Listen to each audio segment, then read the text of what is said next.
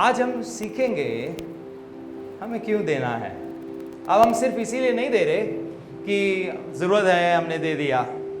देखो एक बात याद रखो, को मेरे पीछे को प्रभु यीशु मसीह किसी का कर्जदार नहीं है।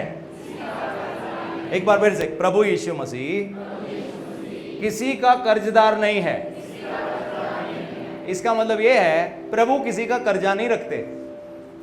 हो सकता है आप किसी को पैसे देते हो, लोन देते हो, कर्जा देते हो, वो वापस ना कर पाए या वापस ना करे या मना कर दे। आप कहे लो मैंने ये किया और मुझे वापस क्या मिला, कोई फायदा नहीं हुआ, आगे से किसी की मदद नहीं करनी। लेकिन जब आप प्रभु यीशु मसीह के लिए देते हो, वो किसी का कर्जदार नहीं है। मालूम है क्यों? वो राजा है। क्या है वो क्या है? महाराजा है। को प्रभु यीशु मसीह महाराजा है। महाराजा अपने सिर पर किसी का कर्जा नहीं रखता। आप समझ रहे हो मेरी बात को? महाराजा कभी भी कर्जा नहीं रखता, क्योंकि उसमें उसकी बदनामी है, उसकी बेइज्जती है। राजा हमेशा अपने आप को एक कदम आगे रखता है, जिसका अर्थ है जब हम प्रभु के कामों के लिए देते हैं तो हम राजा को दे रहे हैं, और राजा बड़ी खुशी से लेता है, लेकिन अपने मन में कहता है अब मुझे वापस देना है। लेकिन जब वो वापस देता है, उतना नहीं देता जितना आपने दिया, उससे बढ़कर देता है, ताकि उसकी प्रजा जय जय करती हुई उसकी उपस्थिति से बाहर जाए। आमीन। आज हम परमेश्वर के वचनों से इन्हीं बातों के बारे में सीखेंगे। आए हम जल्दी से एक वचन में जाएं, पहला शमूएल 13 अध्याय 13 आयत। आज मैं आपको बहुत सारी आयतें दिखाने जा रहा हूं, क्योंकि ये विषय बड़ा इंपॉर्टेंट है, समय भी इंपॉर्टेंट है, और मैं चाहता हूं आप आशीष पाओ। और देखो ये लिखा है। क्या है? ये लिखा है। हमें इसलिए नहीं देना कि ओके बस किसी ने कह दिया दे दो, दे दिया, नहीं, ये लिखा है। और आज मेरी प्रार्थना है आज का वचन आपके लिए प्रकाशन हो और आप सीखो कैसे प्रभु के कामों में जब हिस्सा डालते हैं परमेश्वर हमें बहुतायत से आशीष देते हैं। पहला शमूएल 13 अध्याय 13 आयत। शमूएल ने शाऊल से कहा तूने मूर्खता का काम किया है। सब कहें मूर्खता का काम किया है। शाऊल ने मूर्खता का काम किया है। एक बार फिर से मेरे पीछे, शाऊल ने मूर्खता का काम किया है। अब शाऊल को परमेश्वर ने राजा बनाया, लेकिन इसने मूर्खता का काम किया और परमेश्वर ने इसका गद्दी इससे छीन लिया। शाऊल की गलती जो सबसे बड़ी ये थी, वो भूल गया कि परमेश्वर ने उसको राजा बनाया है उसके लिए नहीं, लेकिन परमेश्वर के लोगों के लिए। परमेश्वर ने उसको अगवा बनाया उसके लिए नहीं, लेकिन परमेश्वर के लोगों के लिए। परमेश्वर ने उसको लीडरशिप दिया इसलिए नहीं कि सब लोग उसको सलूट करें, उसके ऊपर फूल फेंके और बोले राजा शाऊल की जय हो, राजा शाऊल की जय हो, इसलिए नहीं चुना था कि राजा शाऊल अपनी जय जयकार कराता रहे। ना बाइबल में पढ़ते हैं दाऊद का एक बेटा था अब्सलोम। शाऊल ने भी बनाया था, अब्सलोम ने भी बनाया। उसने अपने लिए एक क्या स्मारक बना लिया, यादगारी स्मारक। मूर्ति के रूप में हो सकता है, नाम के रूप में हो सकता है। अपना स्मारक बना लिया ताकि हम मर भी जाएं तो भी लोग हमारी जय जयकार करते रहे। हमारे लिए एक ही यादगारी चीज होनी चाहिए, वो है यीशु मसीह की सलीब, जिस पर उन्होंने हमारे लिए जान दिया है। आमीन। अब शाऊल ने मूर्खता का काम किया, जिस कारण से परमेश्वर ने शाऊल को हटा दिया। अगली आयत खोले, क्योंकि उसने प्रभु की बात नहीं मानी थी। परंतु अब तेरा राज्य बना ना रहेगा, यहोवा ने अपने लिए एक ऐसे पुरुष को ढूंढ लिया है जो उसके मन के अनुसार है। सब कहें प्रभु के मन के अनुसार बनना है। परमेश्वर के मन के अनुसार बनना है। यानी कि दाऊद के अंदर जिसको चुनने जा रहे थे, जिसको चुन लिया था, परमेश्वर के राज्य के लिए चाहत थी, परमेश्वर के लोगों के लिए चाहत थी। और परमेश्वर ने कहा मैंने एक ऐसे पुरुष को ढूंढ लिया है जो मेरे मन के या उसके मन के अनुसार है, और यहोवा ने उसी को अपनी प्रजा पर प्रधान होने के लिए ठहराया है, क्योंकि तूने यहोवा की बात नहीं मानी। तो शाऊल राजा की गलती यह थी, वो अपना राज्य बनाना शुरू हो गया, वो अपना किंगडम बनाना शुरू हो गया, वो अपनी बादशाहत बनाना शुरू हो गया, वो अपना नाम बनाना शुरू हो गया, वो अपनी शान बनाना शुरू हो गया, वो अपनी मर्जी करना शुरू हो गया और परमेश्वर ने उसको हटा दिया। वो भूल गया परमेश्वर ने उसको किस मकसद के लिए चुना था। लेकिन प्रभु कहते हैं मुझे एक व्यक्ति मिल गया है जो मेरे हृदय के मुताबिक है। वो मेरे राज्य के लिए सोचेगा, वो प्रजा के लिए सोचेगा, वो समाज के लिए सोचेगा। हम अपने लिए सोचते हैं, सोचना बुरा नहीं है। अपने परिवार के लिए सोचते हैं, सोचना बुरा नहीं है। अपने बच्चों के लिए सोचते हैं, सोचना बुरा नहीं है। लेकिन उससे बढ़कर नंबर 1 आपके दिल में परमेश्वर का राज्य होना चाहिए। दाऊद को परमेश्वर के राज्य की चिंता थी, उसके लिए उसको युद्ध लड़ने पड़े, यानी कि अपनी और अपने बच्चों की, अपने परिवार की जिंदगी उसको रिस्क में डालनी पड़ी परमेश्वर के राज्य की खातिर। हम कहेंगे वाह क्या शान है, राजा दाऊद के बच्चे हैं। लेकिन मालूम है अगर कोई दुश्मन आकर उनके इलाके को जीत लेता था ना, सबसे पहले बच्चों को ढूंढ ढूंढ के मारते थे, ताकि ये ना हो 20 साल बाद एक बच्चा रह जाए, खड़ा हो जाए और कहे मैं दाऊद का बेटा हूं, मुझे बादशाहत दो। पूरे राजा के परिवार को मिटा डालते थे, ढूंढ ढूंढ के निकालते थे। किसी दूसरे देश में भी भाग जाता था, वहां से भी ढूंढते थे, ताकि वो कल को आकर सल्तनत या बादशाहत या सिंहासन वापस लेने की कोशिश ना करे, ये ना कहे कि ये सिंहासन का अधिकारी मैं हूं। तो ये एक बड़ी रिस्की बात थी। लेकिन परमेश्वर ने उसको चुना, उसका शान बढ़ाया, उसका नाम बढ़ाया। परमेश्वर ने उसको कहा तेरा सिंहासन हमेशा बना रहेगा। दूसरा शमूएल 7वां अध्याय और उसकी पहली आयत में देखेंगे क्या हुआ। जब राजा अपने भवन में रहता था, अब राजा दाऊद की बात हो रही है, यहोवा ने उसको उसके चारों ओर के सब शत्रुओं से विश्राम दिया। तो परमेश्वर ने क्या किया, दाऊद के बहुत सारे शत्रु थे, तो परमेश्वर ने एक समय आया उसको विश्राम दे दिया। सारे शत्रु उसके या तो नष्ट हो गए या चुपचाप होके बैठ गए। अब इजराइल के ऊपर कोई भी हमला नहीं कर रहा था, तो परमेश्वर ने उसको विश्राम दिया। कितने लोगों ने यीशु मसीह के द्वारा विश्राम पाया है? आमीन। क्योंकि जो यीशु मसीह में विश्राम पाया ना, वही ये बातें सोच सकता है जो दाऊद के अंदर चल रही थी। जो भी विश्राम में नहीं ना, उसके लिए सोचना मुश्किल है। परमेश्वर ने उसको विश्राम दिया। दूसरी आयत, तब राजा नातान नाम भविष्यवक्ता से कहने लगा, देख मैं तो देवदारू के बने हुए घर में रहता हूं, परंतु परमेश्वर का संदूक तंबू में रहता है। तो जो प्रभु का संदूक था, वाचा वाला संदूक, वो एक टेंट में रखा गया था और उस वाचा वाले संदूक के अंदर परमेश्वर की उपस्थिति थी, 10 आज्ञाएं थी।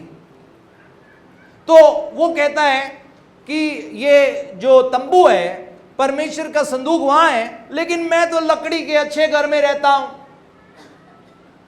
तो आगे क्या हुआ, परंतु परमेश्वर का संदूक तंबू में रहता है। नातान ने राजा से कहा, नातान नबी ने राजा से कहा, जो कुछ तेरे मन में हो उसे कर, क्योंकि यहोवा तेरे साथ है। वो कहता है जो तेरे मन में हो कर। तूने अच्छा सोचा है, तूने अच्छी बात सोची है, प्रभु के राज्य के लिए सोचा है। तू कहता है मैं लकड़ी के घर में रहता हूं, एक कीमती लकड़ी से घर बना था तेरा, लेकिन तूने अच्छा सोचा है, तो जो तेरे मन में हो कर। अभी नातान नबी बाहर ही गया था, परमेश्वर ने उसको वापस भेजा और कहा दाऊद से कह, तू मेरा घर नहीं बनाएगा, तू मेरा भवन नहीं बनाएगा। मैं इंसान के हाथे कोई बनाए हुए भवनों में नहीं रहता। लेकिन फिर भी परमेश्वर ने कहा ठीक है, तू बनाना चाहता है बनेगा, लेकिन तू नहीं बनाएगा, तेरा बेटा मेरा भवन बनाएगा। देखो कितनी बड़ी आशीष की बात है। अब इसका मतलब यह नहीं कि दाऊद वहीं रुक गया। बाइबल में पढ़कर देखें, दाऊद ने सोना चांदी सब कुछ बटेरना, इकट्ठा करना शुरू कर दिया खजाने में, ताकि एक दिन जब उसका बेटा सुलेमान राजा बनेगा, वो जब परमेश्वर का भवन बनाएगा, उसे किसी बात की घटी नहीं होनी चाहिए। यानी कि अब दाऊद को कह दिया प्रभु ने तू नहीं बनाएगा, वो वही नहीं रुक गया, वो अपने बेटे का संयोग करना शुरू हो गया, ताकि वो भी परमेश्वर का भवन बना सके। आमीन। अब जब सुलेमान राजा बना तो एक दिन उसने प्रभु को बहुत बलिदान चढ़ाए और परमेश्वर उसके पास आए और परमेश्वर उससे कहते हैं तू मांग, तुझे मेरे से क्या चाहिए। तो वो कहता है परमेश्वर आपकी इतनी बड़ी प्रजा है, इसको चलाने के लिए मुझे बुद्धि दो और समझ दो, विजडम एंड अंडरस्टैंडिंग। क्या मांगा उसने? बुद्धि मांगी और समझ मांगी। और मालूम है परमेश्वर ने उसे क्या कहा? तूने मेरे से धन दौलत जायदाद नाम शान नहीं मांगा, बुद्धि और समझ मांगी है, वो तो मैं तुझे देता हूं, लेकिन उसके साथ साथ मैं तुझे सोना चांदी और सब कीमती चीजें और तरक्की और उन्नति और धन दौलत भी दूंगा। आमीन। अब सुलेमान सोच रहा होगा, अरे मैंने तो मांगा था बुद्धि और समझ, लेकिन परमेश्वर ने मुझे सोना चांदी क्यों दे दिया? अब बाइबल में लिखा है सुलेमान के दिनों में इतना ज्यादा इजराइल में सोना हो गया था कि वो चांदी के बराबर था। चांदी इतनी ज्यादा हो गई थी कि वो कांसे के या पीतल के बराबर थी। पीतल का रेट लोहे के बराबर था, इतना ज्यादा हो गया। इजराइल उस समय सुलेमान राजा की अधीनता में दुनिया के सबसे अमीर देश में बन गया। ट्रेडिंग शुरू हो गई, व्यापार शुरू हो गए, कारोबार शुरू हो गए। इजराइल उस समय दुनिया का सेंटर बन गया था। यानी कि अगर किसी ने व्यापार करना होता था थ्रू इजराइल होता था, इजराइल के द्वारा होता था। बेशकीमती लकड़ी से लेकर सोने चांदी से लेकर घोड़ों से लेकर यहां तक मिस्र से घोड़े खरीदता था सुलेमान और दूसरे देशों को बेच डालता था। बुद्धि और समझ भी उसके काम आई। लेकिन सवाल यह है परमेश्वर ने उसको ये क्यों कहा मैं बाकी चीजें भी तुझे दूंगा? मांगी तो बुद्धि और समझ थी, क्योंकि परमेश्वर को मालूम था दाऊद का बेटा मेरे लिए भवन बनाएगा। आप समझ रहे हो मेरी बात को? परमेश्वर को मालूम था दाऊद का बेटा मेरे लिए भवन बनाएगा, इसलिए इसको सोने चांदी की जरूरत है। तो देखो परमेश्वर को देखो, वो जो भवन बनना था उसके लिए खुद ही मनुष्य को आशीष दे रहे हैं और फिर मनुष्य को कहते हैं ये ले मैंने तुझे आशीष दी, अब बना मेरा भवन। ये दिया मैंने तुझे पैसा, अब बना मेरा भवन। ये दिया मैंने तुझे धन दौलत, अब बना मेरा भवन। अगर परमेश्वर सुलेमान को वो वाली आशीष ना देते, सुलेमान कभी भी परमेश्वर का भवन ना बना पाता। उसके पिता दाऊद का छोड़ा हुआ सोना चांदी काफी नहीं था, और बहुत कुछ चाहिए था, क्योंकि वो जो भवन बना था, वो जो मंदिर बना था, वो बहुत खूबसूरत था। आज तक दुनिया में ऐसा खूबसूरत भवन या मंदिर दोबारा नहीं बना जो कि नेबुकदनेजर के समय में पूरी तरह नष्ट कर दिया गया था, क्योंकि इजराइल ने परमेश्वर की बात नहीं मानी थी। उसके बाद भी भवन बनाया, लेकिन वैसी खूबसूरती नहीं थी जैसे सुलेमान के बनाए हुए भवन की थी। पूरा असली सोने से कवर किया गया था। सिर्फ यही नहीं कि सोने की पॉलिश थी, बहुत सारी चीजें सोने की थी, बहुत ज्यादा सोना और चांदी था। दूसरे राजाओं की उसके ऊपर नजर थी कि ये सोना चांदी यहां से कैसे निकाला जाए। इतना बेशकीमती सब कुछ लगाया गया और परमेश्वर ने सुलेमान को आशीष दिया और सुलेमान ने उसको इस्तेमाल किया प्रभु के राज्य के लिए। अब दाऊद तो लकड़ी के घर में रहता था, तो अब सुलेमान कहां रहता होगा? वो भी वहीं रहता होगा। उसका घर भी लकड़ी का, अच्छी कीमती लकड़ी का उसका भी घर था। उसको भी महल की जरूरत थी, लेकिन उसके पास महल नहीं था। तो अब उसके पास दो ऑप्शन थी, या तो वो अपनी शान में अपने लिए एक बड़ा घर बनाए, या फिर वो परमेश्वर के भवन के लिए काम करे। उसके पास चुनाव था, चॉइस थी। बाइबल में हम पढ़ते हैं सुलेमान ने फैसला किया मैं परमेश्वर के भवन के लिए काम करूंगा, और उसने परमेश्वर का भवन बनाना शुरू कर दिया। कितने लोगों ने आप में से नीति वचन पढ़े हैं बाइबल में? मालूम है नीति वचन किसने लिखे हैं? सुलेमान राजा ने लिखे हैं। परमेश्वर ने उसको बुद्धि दी थी ना और समझ दी थी, उसी गिफ्ट को इस्तेमाल किया और नीति वचन लिख दिए। यानी कि लिखने वाला वो नहीं था, पवित्र आत्मा था। मुझे अपनी जिंदगी में बहुत सारी चीजों की समझ नहीं थी, लेकिन जब मैंने नीति वचन पढ़ना शुरू किया मैं बहुत कुछ सीखना शुरू हो गया। मुझे समझ में आना शुरू हो गया, जब तुम कहीं गेस्ट करके बुलाए जाओ, नंबर 1 आगे की कुर्सी मत ढूंढना।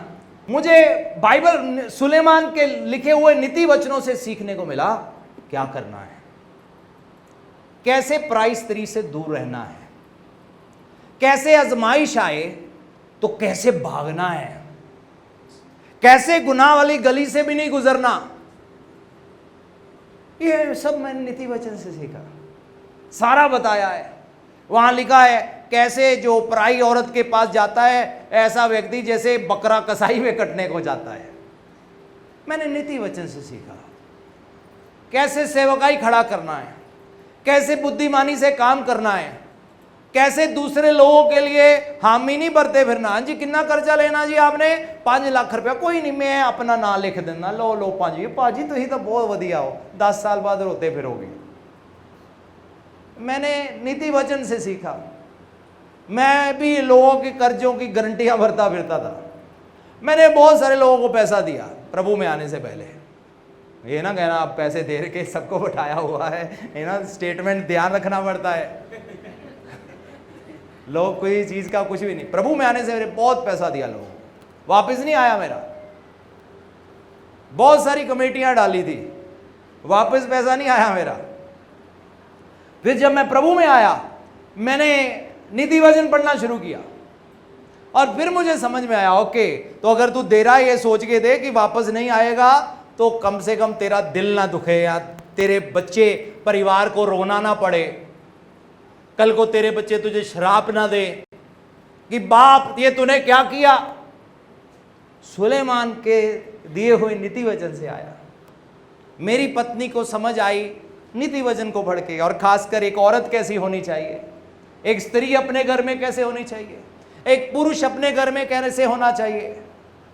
सुलेमान के नीति वचन से सीखा घर में लड़ाई हो जाए तो क्या करना है, छत के कोने पे जाके बैठ जाओ और प्रेयर करो और फिर नीचे उतर आओ। यानी कि अगर एक गुस्से में है तो दूसरा थोड़ा शांत हो जाए। सुलेमान के नीति वचन में पढ़ा, बहुत सारी बातें पढ़ी। अब सुलेमान परमेश्वर से बुद्धि पाया हुआ व्यक्ति था। अब कोई उसे कहेगा देख सुलेमान तू इतना धनी है, तूने इतना सोना चांदी कमाया है, ये सब कुछ किया है, तू अपना सोच। प्रभु के भवन का क्या है, मूसा के टाइम से लेके तंबू में है, अब भी तंबू में चलता रहेगा। प्रभु का भवन सादा ही रहने दो। यहां अच्छा साउंड सिस्टम नहीं होना चाहिए, यहां सब कुछ साधारण होना चाहिए। देसी एक दरी खरीद लो, नहीं तो जमीन पे भी बैठना पड़े, लोगों को बैठा दो। इसको खूबसूरत बनाने की क्या जरूरत है। अपने घर को खूबसूरत बनाओ, अच्छी अच्छी तस्वीरें लगाओ, अच्छा अच्छा पेंट कराओ, वहां पे सब कुछ अच्छा करो। सुलेमान ने फैसला लिया मैं परमेश्वर का भवन बनाऊंगा। और आए हम बाइबल में 1-2 आयतें और देखें कि जब उसने परमेश्वर का भवन बनाया तो क्या हुआ। पहला राजा 6 अध्याय 38 आयत। और 11वें वर्ष के बूल नाम 8वें महीने में वह भवन उस सब समेत जो उसमें उचित समझा गया था बन चुका। आगे इकट्ठे पढ़े 1 2 3। इस रीति सुलेमान को उसे बनाने में कितने साल लगे। घर में 3 महीने काम चल पड़े, होता कब निकलेंगे मिस्त्री बाहर, कब निकलेगा कारपेंटर बाहर। इतने लोग इस काम को लगे हुए थे। कोई सोने पर लगा था, कोई किसी चीज पर लगा था, कोई दरवाजों पर लगा था, कोई लकड़ी पर लगा था, कोई दूसरे देश से लकड़ी खरीदी जा रही थी। ये कोई 8-10 मजदूर नहीं थे, हजारों लोग इस भवन को बनाने में बनाने के लिए लगे हुए थे, हजारों लोग। कोई सोचेगा अरे इतनी क्या जरूरत पड़ी है, ये दाऊद क्या करना है, प्रभु की आराधना ही तो करनी है, सादा सा भी हो चलेगा, तंबू ही चलना था, क्या जरूरत पड़ी थी। लेकिन सुलेमान मूर्ख नहीं था। सब कहें सुलेमान मूर्ख नहीं था, क्योंकि नीति वचन उसने ही लिखे थे परमेश्वर के आत्मा की अगुवाई में। अब उसको मालूम था नीति वचन में क्या लिखा हुआ है। आप जानना चाहते हो नीति वचन में क्या लिखा है। नीति वचन 11वां अध्याय 24 आयत से लेकर, ऐसे हैं जो खुलकर देते हैं तो भी उनकी बढ़ती ही होती है। आमीन। सो परमेश्वर का वचन कहता है ऐसे लोग भी हैं जो खुलकर देते हैं, खुलकर प्रभु के कामों के लिए, लेकिन तो भी उनकी बढ़ती होती है, तो भी उनके पास कम नहीं होता, तो भी वो बढ़ोतरी में रहते हैं, उनको रोना नहीं पड़ता, उनके लिए जरूरत के समय हर चीज मुहैया होती है। ऐसे भी है, पता नहीं कहां से पैसा आ जाता है, समझ नहीं लगती कहां से आ गया, लेकिन आ गया, समझ नहीं लगी कहां से धन आ गया, लेकिन आ गया। सो प्रभु का वचन कहता है ऐसे भी है जो खुलकर देते हैं तो भी उनकी बढ़ती ही होती है। ऐसे भी है जो खुलकर देते हैं तो भी उनकी बढ़ती ही होती है, और ऐसे भी हैं जो यथार्थ से कम देते हैं और इससे उनकी घटी ही होती है। अब सवाल ये नहीं है हम फंसे हुए हैं, हर चीज का इलाज है हमारा बीज जो हम बोते हैं। आपको पैसा चाहिए, आपकी जरूरत है, कैसे पूरी होगी? जमीन तैयार है, बीज आपके हाथ में है, बो दो, वो जमीन फसल लाएगी और उस फसल को बेचकर अपने पैसे पूरे कर लेना। कहने का अर्थ क्या है? अगर हम घटी में भी हैं तो भी हमें बोना है।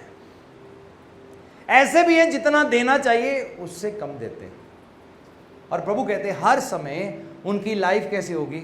अभी भी हमें जरूरत है, अभी भी हमें ज़रूरत है, अभी हमें घटी है, अभी भी हमारी ज़रूरत पूरी नहीं हो रही, अभी भी ज़रूरत पूरी नहीं हो रही, अभी भी ज़रूरत पूरी नहीं हो रही। अगर ऐसा है तो आज से लेकर बोना शुरू कर दो प्रभु के कामों के लिए। आमीन। प्रभु के राज्य में देना शुरू कर दो, प्रभु के कामों में सहयोग देना शुरू कर दो, और देखो, और राजा के सिर पर थोड़ा लोड डालो ताकि वो कहे भाई मैं किसी का कर्जदार नहीं हूं, मुझे इसको वापस देना पड़ेगा। आमीन। वो ये नहीं है कि राजा को दिया और उसने कहा बस चंगा भाई बाय बाय, तुम कौन और मैं कौन, वो ऐसा प्रभु नहीं है। हालेलुया। सुलेमान को पता था अगर मैं परमेश्वर के लिए कुछ कर रहा हूं ये मेरे लिए फायदा बनेगा।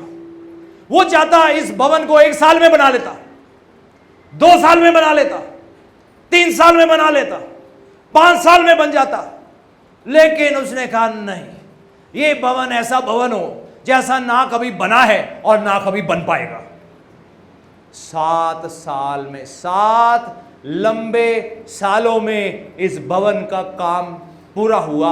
हजारों लोग मजदूरी पे लगे हुए थे। अब कोई कहेगा ये कैसा सुलेमान, ये क्या है, क्या वेस्टेज है, क्या पैसे की बर्बादी है, क्या जरूरत पड़ी थी ये बनाने की? लेकिन सुलेमान को प्रकाशन था। कितने साल लगे प्रभु का भवन बनाने में? कितने साल लगे? अब आपको ये जिंदगी भर याद रहना चाहिए। अब उसने ये काम करके ना परमेश्वर के सिर पर एक बहुत बड़ा बोझ डाल दिया था। अब परमेश्वर ने कहा क्योंकि जितना आप दे रहे हो उतना ही प्रभु के ऊपर लोड आ रहा है। आप 10 दे रहे हो, प्रभु के ऊपर 10 का लोड है। आप 100 दे रहे हो, 100 का लोड है। आप 1000 दे रहे हो, 1000 का लोड है। आप लाख दे रहे हो, लाख का लोड है। 5 लाख दे रहे हो, परमेश्वर के ऊपर 5 लाख का लोड है। और परमेश्वर कह रहे हैं अब मैं ये अब वापस करना है,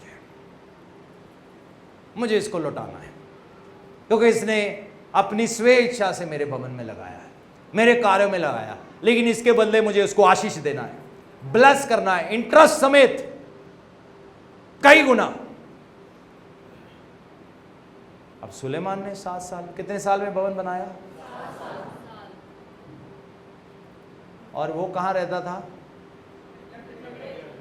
लकड़ी के घर में। अच्छा है, लकड़ी देवदारू की लकड़ी बड़ी महंगी थी, लेकिन लकड़ी के घर में था। परमेश्वर ने कहा सुलेमान हाँ ऐसे नहीं छोड़ूंगा तुझे मैं, आए हम एक और वचन पढ़े, पहला राजा 7वां अध्याय पहली आयत। सुलेमान ने अपना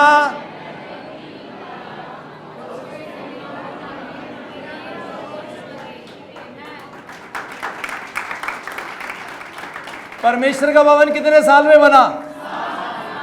सुलेमान का महल कितने साल में बढ़ा? कितने साल में?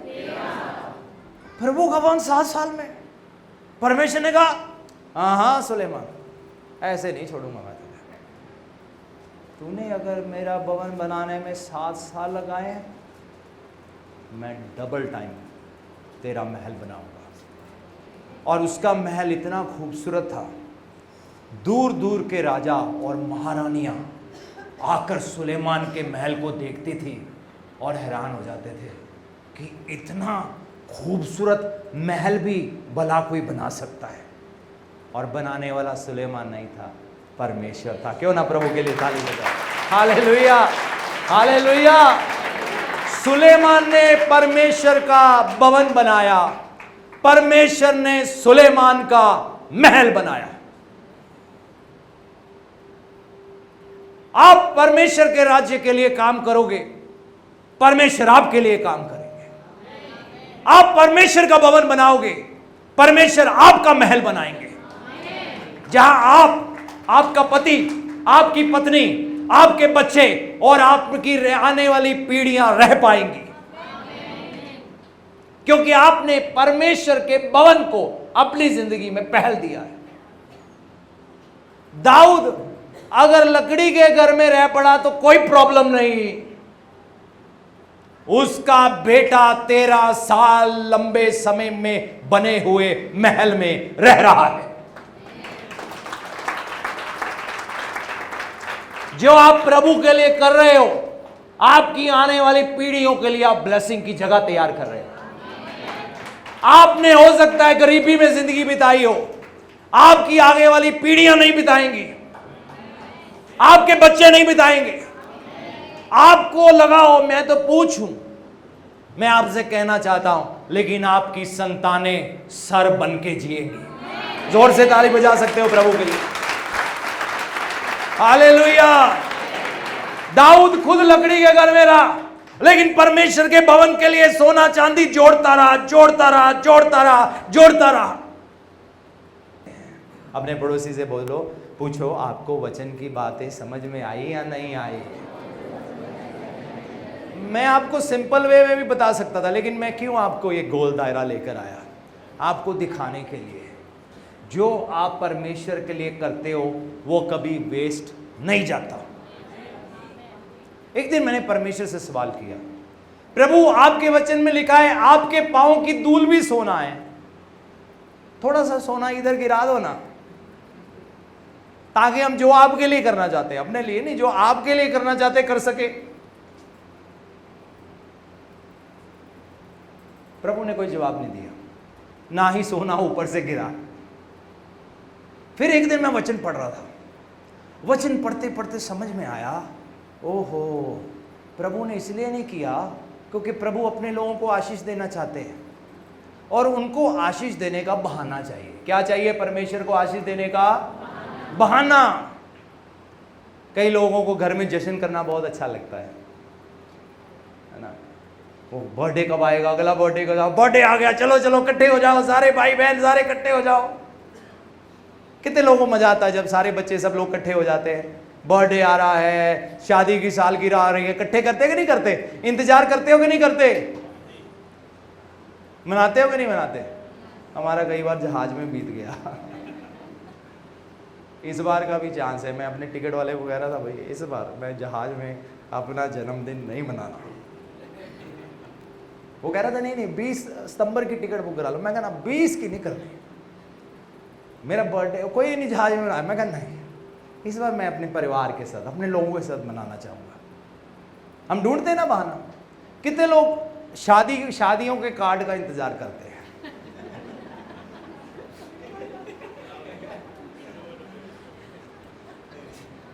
हमारे पास ऐसे ऐसे लोग हैं, कार्ड नहीं भी आया तो भी चलेगा।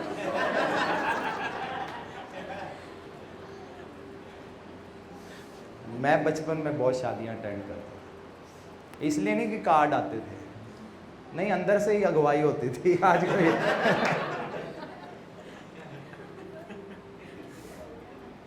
मैं और मेरा दोस्त था, बड़े मशहूर हो गए। मेरे दोस्त की मम्मी को शक हो गया, ये क्या रोज कोट पैंट पा के तुरे होते हैं। वो कहते तुम शहर के एमएलए लगे हो, दोपहर को भी शादी, रात को भी शादी। है ना, हम इंतजार करते हैं ना कोई अच्छी चीज का, कोई जश्न मनाने का। परमेश्वर भी मौका ढूंढते हैं हमें ब्लेस करने का, वो भी मौका ढूंढते हैं, मुझे इसको आशीष देनी है, मुझे इस जमीन पर इसे आशीष देनी है। हम कहेंगे हाँ प्रभु आशीष दो इस जमीन पे, प्रभु कहेंगे हाँ तुझे आशीष देनी है, हाँ दे दो ना प्रभु। वो कहेंगे बीज तो बोया नहीं। इसहाक ने अकाल में बोया। कहां बोया? अकाल में। कोई कहेगा अपना बीज तू वेस्ट कर रहा है। प्रभु के राज्य में बीज वेस्ट नहीं होता, प्रभु की आवाज में बीज वेस्ट नहीं होता, प्रभु की अगुवाई में बीज वेस्ट नहीं होता। सबका बीज वेस्ट हो रहा था, सब संभाल के बैठे होंगे, नहीं नहीं बारिश नहीं हो रही, बारिश नहीं होती, बड़े मोटे बीज बचा के रखो, नहीं तो ये भी खत्म हो जाएंगे। इसहाक ने कहा मैं बचाने नहीं लगा, मैं तो बोने जा रहा हूं, बाकी जिम्मेवारी मेरे परमेश्वर की है। हालेलुया। वो मैंने दिया है, बढ़ाना परमेश्वर का काम है, परमेश्वर बढ़ाएंगे। और फिर कटनी करने वाला आएगा, कटनी कर लेगा। 2 प्रोसेस 3 प्रोसेस होते हैं। पहला है बोना, सब कहे बोना, और जो दूसरा प्रोसेस आखिरी प्रोसेस है वो काटना, सब कहे काटना। लेकिन बीच वाला कौन करता है? परमेश्वर करते हैं। पौलुस इसलिए कहता है ना, कई लोग कहते हैं मैं पौलुस का हूं, मैं अपोलुस का हूं, मैंने इससे बपतिस्मा लिया, मैंने उससे बपतिस्मा लिया, मैं इस चर्च का हूं, मैं उस चर्च का हूं। पौलुस कहता है पौलुस क्या है, अपोलुस क्या है? परमेश्वर के सेवक है। बाइबल में लिखा है परमेश्वर ने दुनिया के मूर्खों को चुन लिया। वो कहता है किसी ने बोया, किसी ने काटा, लेकिन बढ़ाया किसने? परमेश्वर ने। हालेलुया। हमारा काम है बोना, और फिर हम काटेंगे भी, लेकिन बढ़ोतरी लाना परमेश्वर का काम है। सुलेमान को जितना लंबा समय महल बनाने के लिए लगा, उतना उसके लिए अच्छा था। जितना समय उसने प्रभु के कार्यों के लिए लगाया, उतना ही अच्छा था, क्योंकि उतना ही बेहतर महल परमेश्वर उसके लिए तैयार करने जा रहे थे। आमीन। इसका अर्थ है जो आप परमेश्वर के लिए कर रहे हो वो वेस्ट नहीं जाएगा। दाऊद ने जो प्रभु के लिए सोना चांदी जिंदगी भर जोड़ता रहा, वो वेस्ट नहीं गया। वो लकड़ी के महल में रहा, वेस्ट नहीं गया। उसका बेटा सुलेमान 13 साल लंबे साल लग गए लगाकर बने हुए महल में रहा। आपके लिए बहुत बड़ी आगे आशीष है। अपने पड़ोसी से कहे आपके लिए आशीष है, मौका है। कहो मौका है। अब हमारे पास मौका है बोने के लिए, अपने भविष्य में, अपने बच्चों के लिए। मैं तो अपना कोई घर बनाने नहीं लगा उधर। किसके लिए बनाना है? परमेश्वर के लिए। मकसद एक ही है, परमेश्वर का भवन। मैंने फैसला लिया, चाहे मैं कैसे भी दूं, किस तरीके से भी दूं, कैसे अरेंज करके भी दूं, ये मुझे पता है, लेकिन मैं दूंगा। अब आपके फैसले की घड़ी है, क्योंकि ये आपके लिए आशीष गिना जाएगा। मैं आपको बोल रहा हूं, ये आपके लिए ब्लेसिंग गिना जाएगा, आपके बच्चों के लिए ब्लेसिंग गिना जाएगा, और परमेश्वर रिवॉर्ड देंगे, क्योंकि यीशु मसीह किसी का कर्जदार नहीं है। कभी भी जब प्रभु के लिए देते हो, विश्वास योग्यता से लगातार दशमांश देते हो, बहुत अच्छी बात है। यीशु मसीह कर्जदार नहीं। कह लो नहीं नहीं नहीं नहीं, हमने नहीं दशमांश देना। कईयों को साल का एक ही दशमांश होता है। चलो प्रभु का धन्यवाद, साल का एक ही दशमांश, लेकिन अफसोस इस बात का है वो अभी तक पहचान नहीं पाए कि अगर वो वफादार रहते तो क्या होता। जो धन यहोवा की ओर से होता है उसके साथ दुख मिला नहीं होता। दुख किसी और कारण से अगर आए तो आए, लेकिन धन के कारण नहीं आएगा। लोगों की जिंदगी में धन के कारण दुख आता है। कई लोगों का धन उनके लिए श्राप है। नशे करते हैं, क्यों? धन है। शराब पीते हैं, चलो जी पैसे आ गए। कईयों के 2 नंबर में बन जाते हैं। वो कहेंगे नहीं, 1 नंबर वाले कार ली ते 2 नंबर वाले शराब ली। उम्र लंबी कम कर, अपनी लंबी उम्र को कम कर रहे हैं, अपने जिंदगी में कांटे बो रहे हैं और नर्क के लिए तैयारी कर रहे हैं, क्योंकि वहां जाकर क्या जवाब देंगे, क्या जिंदगी जीते रहे। कईयों के पास धन है, गलत संबंधों में उड़ा देते हैं, वेश्याओं के पास जाते हैं, देश विदेश में जाते हैं। वो धन उनके लिए श्राप है। उनको मालूम ही नहीं ये धन कहां लगे तो फायदा है, पता ही नहीं उनको। और वो धन उनकी मदद कर रहा है और ज्यादा पाप करने के लिए, और ज्यादा गुनाह करने के लिए। मान लो भूखे मर रहे होते, 15 घंटे मजदूरी करनी पड़ती, फिर कहां इधर उधर जाकर व्यभिचार करते फिरते, है ना, समय नहीं होता। फिर कहां गलत चीजों में पड़ते। तो धन होना अच्छा है, लेकिन जब प्रभु का भय नहीं है, प्रभु का ज्ञान नहीं है, वो धन गुनाह में उड़ाया जाता है। उड़ाने का मतलब है पंख होते हैं और उड़ जाता है। गुनाह में धन उड़ाया जाता है, लेकिन परमेश्वर के राज्य में धन बोया जाता है। हालेलुया। क्यों ना प्रभु के लिए ताली बजाए। आमीन। आए अपनी जगह में खड़े हो जाएं।